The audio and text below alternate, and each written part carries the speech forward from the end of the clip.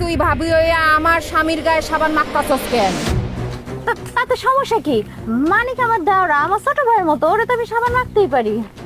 সাবান মাখাতে সমস্যা নাই, সমস্যা হইতাছে তোর নজর খারাপ, তোর চোখ খারাপ, তোর উদ্দেশ্য খারাপ। পরে আজকে পানিতে জমাবো।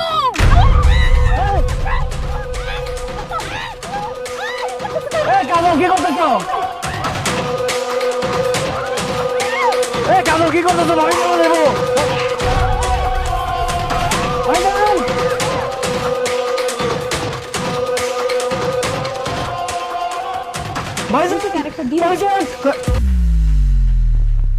কাজল, তুমি এখানে?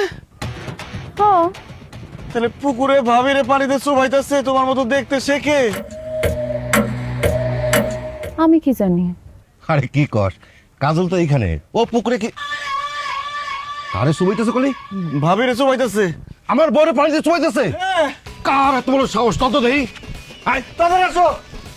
কে চুবাইতাছে? বাইরে আসো, ওই যে দেখো, দেখো ভাবির কি অবস্থা। কে চুবাইতেছে? ও তো নিজে নিজেই পানিতে ডুব দিতেছে।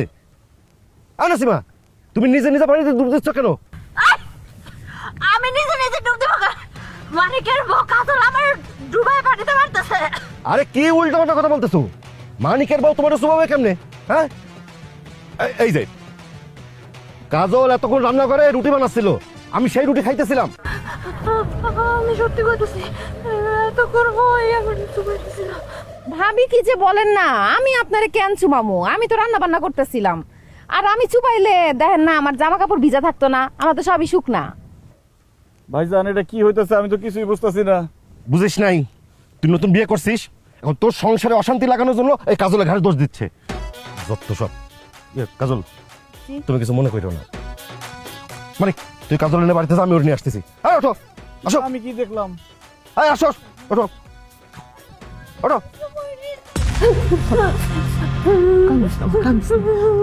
আল্লাহ তো ফিরে আনছে, আল্লাহ মাফ করছে।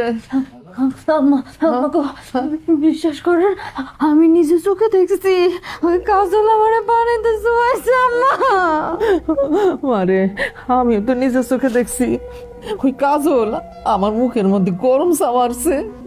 কিন্তু মা, কাজল যখন তোমার মুখে চা মারছে তখন তো কাজল আমার সাথে ছিল।